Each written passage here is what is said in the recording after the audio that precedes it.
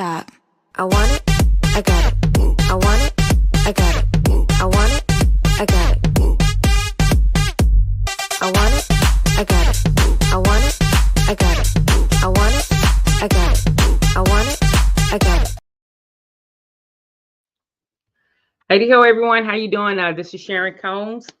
It is February 6th. So we are already in February of 2025. I know if you look at the news or something, it feels like we are in December. I'm talking December 31st, but it's actually only February. So, hey, I wanted to talk to you guys a little bit. My 10 o'clock canceled, and so I had to gift the time, and I said, let's do an impromptu vlog, and we'll just do like a lunch and learn. Like, what is a serial entrepreneur? In 2018, and then again in 2021, the same gentleman, a colleague of mine, called me a serial entrepreneur. And at the time, I wasn't really clear. I was like, is he throwing shade? Is he complimenting me and saying, wow, that's inspiring? Or was he just making a statement of fact? Like, was he just saying, you are a serial entrepreneur? And there was nothing to it either way. It wasn't a jab. It was just that. So at that time, the first time in 2018, I was publishing a couple of books, one for me and one for someone else. And in 2021, I was directing a couple of podcasts while hosting my own podcast while working full time when he said it. So I was busy, but like two of my core leadership mantras, as you can see, make busy intentional and help as many people as I can in 3 to 6 blocks, 3 to 6 month blocks. And I do that through language mastery, through the reset program, through progressive leadership. It's just things I do through Hold Your Form, the book I've written with the program that accompanies it. So I do these things in 3 to 6 month blocks. Yes, they do generate revenue, but it's not set up to break the bank for the people who participate. It's set up to create transformation in them, in our communities, basically in our world, so people aren't, making the same mistake or taking another lap, Moses. But that's what I do because of the inside of me. Now, why do I do it that more than one thing at the same time? Honestly, I think it's because, when I grew up, we grew up working poor. And one of the things I realized quickly is when you work for somebody, you're happy to have a job. Oh my God, it's amazing. Transition, honeymoon phase. But also, you work for them. And as long as it's good, it's good. But when it's not good, it's not good. And I like to own my own time, or at least feel like I own my own time, or have some say so about my own time, or have some say so over how much of a dollar that I generate that I actually get to keep. Let me say that again. How much of the dollar that I generate do I actually get to keep? And sometimes when working a job, the dollars that I generate, I may get to keep 5 cents, 10 cent. If it's really good, oh my God, you may get to keep 11 cent. And that's good. That's good, especially if you're generating high dollar contracts or something like that. Then those 11 and 15 and 10%, they begin to look different or hit different. However, if you're not, and you're working and you're like the working poor or lower middle class, you want to find some type of way to keep more of the dollar that you generate. So call me serial entrepreneur, call me side hustle, call me what you want. But I'm going to call me somebody who is making busy intentional and seriously intentional about my time and where I invest my time. So I really choose entrepreneurship because it does give me more direct control over my time, period. My revenue and my anxiety. I don't have to worry about me quitting on me if I make me mad or if I say the wrong thing. If I have an off month and my quotas aren't there. If the marketplace, which is super fickle right now, has changes that are outside of my control, yet I am definitely impacted by it. And I learned something. I think I want to say a gentleman named Christian Simpson. Christian Simpson, he was one of the marketers that worked closely with John Maxwell. John Maxwell has probably about 15,000 or more, maybe over 20,000 now, trainers, developers, and speakers. And Christian, in one of his workshops back in like 2016, he said, one is a dangerous number. And, I was paying attention. I want to learn. I'm a lifelong learner. He was like, one is a dangerous number. And he said, if you only have one customer, that's dangerous, because if that customer is removed, it topples your whole structure. What do you do now? You're scrambling. He said, if you only have one channel of marketing, like all you do is direct mail marketing, but you don't do anything online or you don't do any campaigns, he said it topples because you only had one type of marketing. And so if the mail goes on strike, your message isn't getting out. And he was like, just picture you sitting on a stool with three legs, and all of a sudden now you're sitting on a stool with one leg.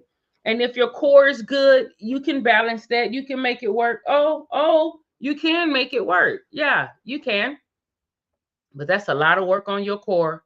And that means most of your focus is going to have to be on keeping balance. And so if you have one source of revenue, like one job, one W-2, and it's snatched, then most of your mental energy, probably your spiritual energy, your emotional energy, most of your stuff is going to be on trying to maintain balance.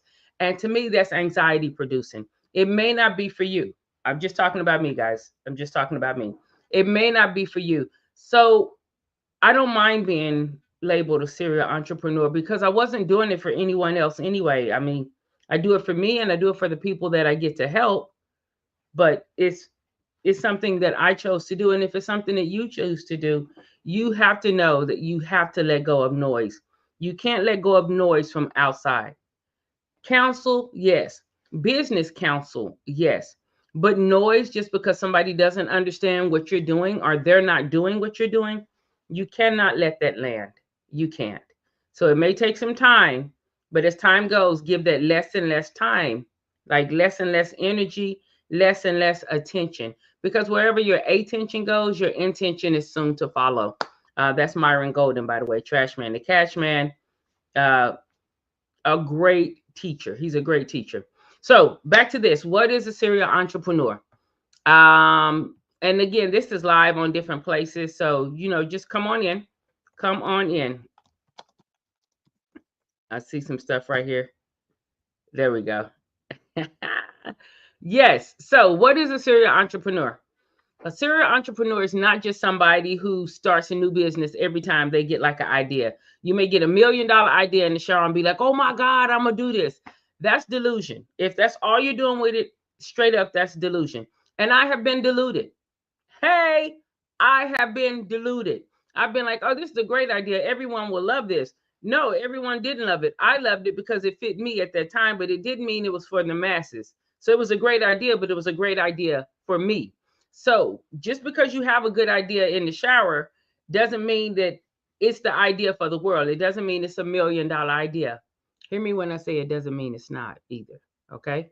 You have to know you and you have to know your ideas. So this is how you can tell if something is delusion.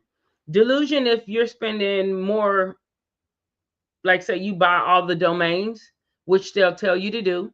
And I did that like in 2016. Oh, I need all these domains, anything associated with my name, because people will go and buy a domain name similar to yours and try to get you to pay more money to run the price up on it. I digress. We'll talk about that if I ever talk about any of the things to do and not to do that I've learned over my years in entrepreneurship. But if you go buy 100 domains at 2 a.m., because this is definitely the idea, no, slow down, slow down.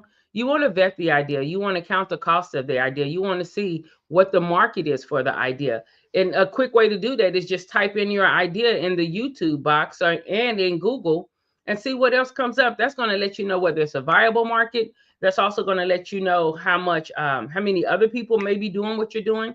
Doesn't mean they're going to do it like you do it, but they may be doing something within that same niche, within that same market. Another thing, printing business cards before you make a business plan. For what? Who you putting on for? You're going to hand somebody a business card. They set up an appointment to talk to you, and your language is going to say, well, I think this, that. Your language is going to speak to what could happen and possibilities, but it's speaking to the fact that you haven't done this. You're selling something that you haven't done, which good salesmen can do. They do it all the time. Con men do it too. But so you go print out all these business cards, you go somewhere, maybe you even pay to go to a vendor show and walk around and you're handing it out. Listen, I'm not telling you not to do it. I'm saying that in and of itself is delusion. If that's the only thing you're doing, That is delusion. Because when you do have a sales meeting, what will you draw on? What are you going to do if you have a sales meeting with someone who's asking you about numbers, who are asking you about analytics, who are asking you about the contract? Do you even have the contract ready to go? Do you understand what an NDA is? Do you understand that there are many companies out there who want to have meetings with up and coming and excited people because they have a budget and revenue, but their revenue bank is good, their idea bank is not. And so when they talk to you, they're like, that is a good idea. And then they can put their budget behind your idea. And you're like, that was my idea. Again, guys, I've been here. I've done this. And so there are things that's delusion.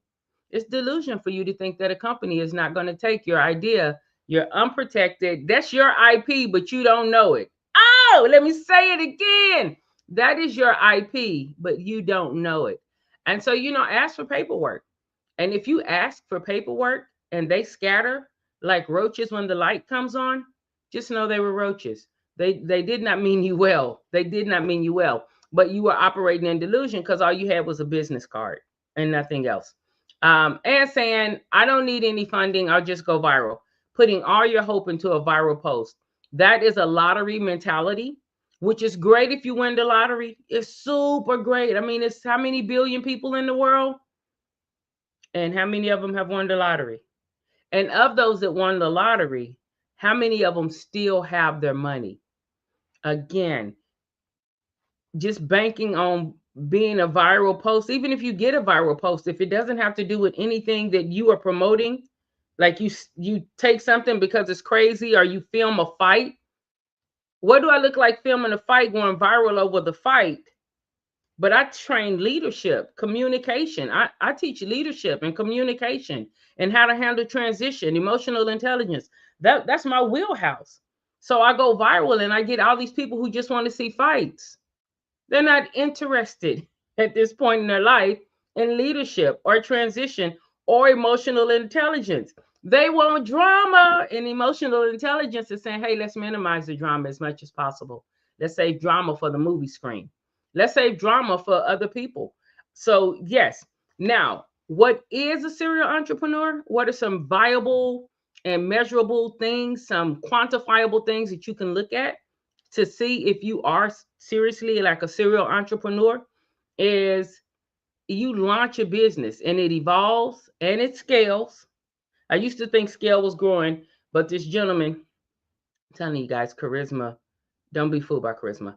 This gentleman let me know though the scale is when you pull back, like scale, like fish or whatever. You pull back so that all of the revenue goes into the things that are actually creating more revenue, so to speak. So the thing is, you don't want to only have invoices for the LLCs and the programs and things that you bought, which I did all of that in 2016, all of it. I was like, push the button. I don't care. I'm ready to go. And so I found out really quickly, like, oh, dang, this ain't really bringing money, though. It's taking money, but not bringing it. So you want to be able to have actual progress and growth. The invoices are not invoices you're paying, but invoices that you're sending. And now other people are paying. So they're growing. And that feels amazing. Hey, it feels amazing when you are now sending invoices and it's not just one. It's not just one. Hear me, I'm not boasting, I'm not bragging. I'm working this thing out. I'm just sharing things that I feel will help people who do have a side hustle and maybe you don't understand it. You have the work ethic and you have the desire and you're willing to do the work, but it may be some things you don't know. Sometimes we don't know what we don't know. Another thing is you have to learn from your failures instead of just collecting them like they some type of baseball card. Like they just gonna have value on the card. No, learn from it. I have a thing right here. When I see the door, I see it as I'm walking out. Learn from yesterday. Right underneath, with God, all things are possible. Learn from yesterday. Learn from yesterday. And so you want to be able to learn from yesterday. Learn from your failures, I say, and your successes, because that's going to help you be more tried and true in your niche and what it is you're doing. You're going to learn and things will begin to come like if somebody squeeze you, that's what comes out because you've learned it. It's tried, it's true, it's proven. You understand these things now. So learn from your failures. I believe failures successes sometimes can trick you because you may think you have more knowledge than you actually have. But learning from your failures will give you a clear, it will strengthen you and give you the fortitude to look somebody in their face with love and say, no, I'm not able to do that.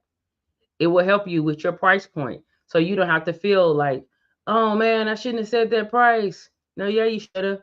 It really did take that many hours. You really did have to go and do some R&D, research and development. You really did spend the amount of time. And now you've been doing this for years. And so now maybe you can do in 4 hours what before would take you 4 days to do. Price that. It's okay. All right. And knowing the difference between pivoting and running from accountability. This actually goes back to the failure. So if failure is always someone else but never you, then that's going to help you run from accountability. That's part of that delusion, okay? The moment you start blaming and only giving it to others without doing self-reflection and making adjustments within yourself, within and without, like how you're doing things, you have now gone from actual progress and goals and you've run back into delusion. So don't run from accountability. Know when to pivot. Um, Pivoting means, okay, this isn't working right here. Let's pivot and let's go over here. I like to think of pivoting as in basketball. In basketball, when someone is bringing the ball up the court and they're coming out of the backcourt and they pivot, they're still going toward their goal. They just pivoted direction, but they're still going toward the goal. You know, they're still, the goal is still the goal. They're just pivoting in how they are approaching said goal. Maybe something's in their way. There's a barrier, there's a defender, there's something there. And so they pivot to navigate around that thing, but the goal is still the goal. So know the difference between pivoting and running from accountability. And I was just sharing this with y'all today on this Lunch and Learn. And on this video, this vlog video, which will still be on the push channel. If you're watching it on the push channel, hey, please like and subscribe. Let YouTube know this is all right. I can rock with this as a live video for lunch. And if you really want to do something amazing, by all means, make a comment, because that lets whatever platform know that the engagement is there. So recap. Serial entrepreneurs is not having an idea but nothing else. Okay, that's delusion. That is delusion. You want to protect your own IP. Actual progress and growth is learning from your failures, knowing the difference between pivoting and running from accountability, and launch businesses that evolve, that grow. How do you tell that? You are no longer just paying invoices. Now you are actually sending invoices, because you have to have revenue coming in, or else it's just a hobby. Somebody once said back in like 2017, it was like, are you in hobby or are you in business? And I thought it was funny. And what's really funny is actually at that time I probably was in hobby and didn't know it. But I laughed when he said it and it caught me and it made me think. So I choose entrepreneurship because it gives me direct control over my time, my revenue, and my anxiety. I am able to keep more of my dollars. So even if I get less dollars, but I'm able to keep more of said dollar, in the end, I have more dollars and I have more time, whether it's time freedom or just authority over my own time. That's very important to me. And I have less anxiety. I have less anxiety because I don't want to leave everything in my life up to somebody else or up to a fickle marketplace. I want energy, um, my actual intention, my actual activities. I want to be able to receive from my actual activities and not just receive just a small portion. That is me. I'm not knocking anyone for anything. Trust me, if everything goes to pot tomorrow and we're in World War III, or, I don't know, we see martial law or something crazy, I don't know. Of course, I'll go get a job in a minute. In a minute. I delivered pieces when I was coming up. I delivered pieces while working a social work job. And everybody was like, oh my God, that's so awesome. You work with kids. And it was so socially acceptable. This is why you got to get the noise out of your ears, guys. Everybody at my church and Tulsa, everything was like, oh, it's so awesome that you work with kids. And I did work with kids. I love working with kids. That's why I did basketball officiating. That's why I do some of the speaking engagements I do. I love working with teenagers and young adults. That's just something in me that I love to do. It's not my primary business. I don't even have a business model for it. I just enjoy doing that because I want to help them make choices that will be fruitful for them. But everybody was like, "Oh, it's amazing, it's amazing, it's amazing." But do you know, working that social work job, I couldn't even pay my bills. All my mail was pink. All my mail was pink, and everybody was like, "Good job, good job." But like I said, one is a deadly number. So I hurry up and went and got me a job. And I looked online and I was like, I need to make money and it needs to be flexible because I love owning my own time. What can I do? And it was like, be a delivery driver. It popped up. So I started delivering pieces. Sure did. Sure did. And when I tell you, I made more money every time delivering pieces than I did at the social work job. I did them both because one is a deadly number. So I did work both jobs at the same time. And then I was like, I like delivering. I don't know if I did like delivering pieces, but I could listen to education in the car, you know, I was going to school. I could listen to education. I could do different things. And I enjoyed being in the car. I love music, hitting the highway. It's a good day just hitting the highway after you get out of traffic. I love it. I love it. I love it. I absolutely love it. And so after that, I started my own errand service because people don't like to go pick up their stuff. They don't want to go pick up their dry cleaning. They don't want to go pick up their medicine from the pharmacist. And so I was like, hey, how will I do this? And you know what? Serial entrepreneur. I looked it up. The pharmacy said, hey, well, you need to have a hold harmless and you need to have the right insurance for us to be able to do this. I said, not a problem. I didn't even know what a hold harmless was. You know what I did? Google. What's a hold harmless? And so I didn't know what I didn't know, but I was willing to learn it. And it got me here. It really did get me here. And what I learned was you can have something that appears to be socially acceptable, what Romany Malco called vanity likes, where a lot of people are looking, but it's not bringing you any revenue and you are drowning. You are drowning. You are drowning. I have been there. I know what it's like for people to be like, oh, you're amazing. That's good. Yeah, yeah, yeah, but you're drowning. I know what that's like. I remember learning about the vanity likes where you can have a bunch of followers, but people aren't engaging. They're not getting any of your product. They're not enrolling in any of your programs. Those are vanity likes, vanity metrics, which is good if you're a marketing company because you're bringing visibility to your clients. But if you are an entrepreneur, a vanity like does nothing for you. Well, that sounds cold. It helps, as in it is still marketing you as if you were one of your clients, but it's not bringing in any revenue. It's taking revenue, especially if you're someone who is actually paying for ads or trying to boost posts and things like that. If your growth is not primarily organic. I digress. Let me bring this back. The point is, don't get caught so much in what people think something should be. Make sure that you have more than one of anything, more than one marketing channel, more than one source of revenue, more than one way to fulfill your, fulfill your orders, more than one way to do that. You want to have more than one. If you're going to be a serial entrepreneur or give real attention to your side hustle, be mindful of things like inventory. Don't get so much inventory that it's going to go bad. That's why I like doing print on demand with books. You can buy a whole bunch of books and it's like, no, I got all of these books for $2. But if you don't have a marketing plan and like some type of way to move all of those books, then those books are going to rust, rot, and depreciate in whatever storage you have it in, whether it's your garage or whether it's somewhere else that's a storage, because books are paper. Remember, I said I was working poor growing up. You know who likes paper? Bugs, bugs. And so you're going to have to spend a lot of time sealing that. And it's not like it would just depreciate. So that's why I'm a fan of print on demand. Guys, I'm giving you some nuggets here. It may seem like I'm rambling, but I promise you I'm giving you some nuggets. And I hope that you can learn from some of the areas I've already learned in. That's it. That's pretty much all I have for us today.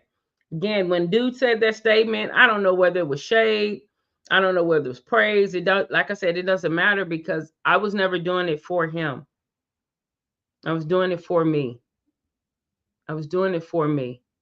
I like operating in my zone, and I hope you are able to operate in your zone, whether that zone is W-2, 1099, or both. I hope that you know and have learned some of the tools or understand some of the tools that will take you from delusion, which is where you have a good idea, but there's no structure behind it, and move you over into actual progress and growth. I hope that you learn how to articulate and communicate your vision in such a way that others are inspired and want to move with you. Leaders can move people all the time, but you can either move by inspiration or intimidation. One of them, inspiration, gives birth to ideas and commitment and enthusiasm and woohoo, let's go. The other one, intimidation, it drives also, but it drives through fear. And when you drive through fear, creativity is stifled. Commitment is surely not there. You will have compliance because don't nobody want that smoke, but you won't have commitment. People will not bring all that they have to bear. They will bring the basic and they'll check boxes. So those are things you do want to think about. And that's it. That is it. That is it. Y'all be safe. God bless. Be kind to somebody. Be nice to somebody, not for wealth or fame. I'm glad I was able to spend this 30 minutes with you. Like I said, the meeting was canceled. Someone's not feeling well. If you're in America right now, you understand it's a lot of the flu going around. So take care of yourself. Wear a mask. I don't care if you're not sick. Put on a mask. People laugh at me, but baby, I'm Sheldon from the Big Bang Theory. I will spray some Lysol in the air in a minute. Get on out of here with that. Again, I'm so worried about hurting your feelings because I got Lysol. And now I'm gonna put the Lysol down. And guess what? You were coughing right there. Now you're sick. I'm laid out for a week or two. Vanity likes. Vanity likes. That's all I got for y'all today. Y'all be safe. God bless. And if you have any questions, just reach out to me on LinkedIn.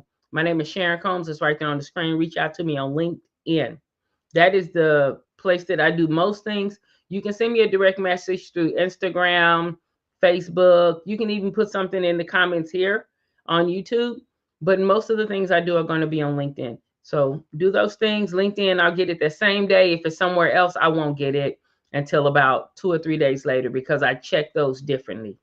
Again, I'm not saying it's right. I'm just telling you about me here on this Lunch and Learn Thursday. It's been about 30 minutes. If you're interested in any of the programs, Language Mastery starts in March. Don't wait until March to enroll. It starts in March. And right now it's like, oh my gosh, 2025, what do we do? I think everything is like $555. Everything is $555. Things that are normally $1,500 are $555. This is a year of grace and favor, 2025, and probably going to be a little bit of chaos too because of the climate of our country. But if you're interested in that and you want to enhance your speaking abilities, whether that is for an interview or to speak in front of a room full of people, 1,000 people, then Language Mastery will be for you. If you are new in leadership or wanting to solidify your leadership skills, then Progressive Leadership is probably for you.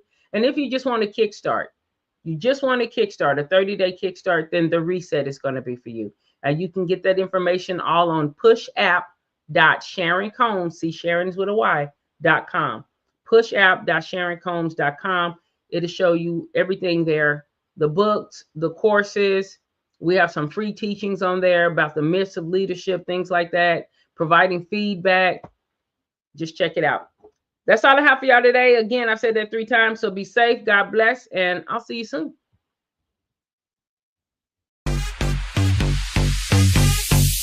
Stop. I want it. I got it. I want it. I got it. I want it. I got it.